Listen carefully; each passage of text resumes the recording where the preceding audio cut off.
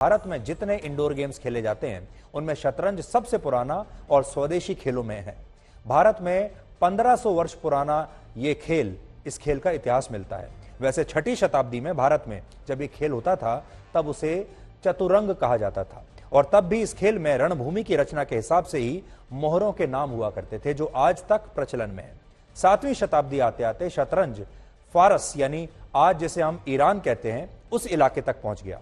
फिर जैसे जैसे इस्लामी शासन का विस्तार होता गया वैसे वैसे शतरंज की ख्याति भी यूरोप तक पहुंच गई और समय के साथ शतरंज खेलने के नियम कायदे बदलते गए और मोहरों के नाम भी बदलते गए।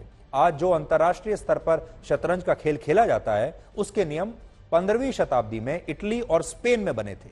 फिर 19वीं शताब्दी खत्म होते होते यूरोप में शतरंज की कई प्रतियोगिताएं शुरू हुई और 1886 में पहली वर्ल्ड चेस चैंपियनशिप हुई। 1924 में इंटरनेशनल चेस फेडरेशन यानी फिडे की स्थापना हुई। फिडे फ्रेंच भाषा के शब्दों का एक एब्रिवेशन है जिसका मतलब होता है अंतर्राष्ट्रीय शतरंज संघ। यह फेडरेशन 1948 से अंतर्राष्ट्रीय शतरंज प्रतियोगिताएं आयोजित कर रहा है और इतने वर्षों के बाद पहली बार भारत में उस खेल की अंतर्राष्ट्रीय चैंपियनशिप आयोजित हो रही है जिसकी शुरुआत असल में भारत में हुई थी। और आपने देखा होगा विश्वनाथन आनंद का नाम तो आपने सुना ही होगा।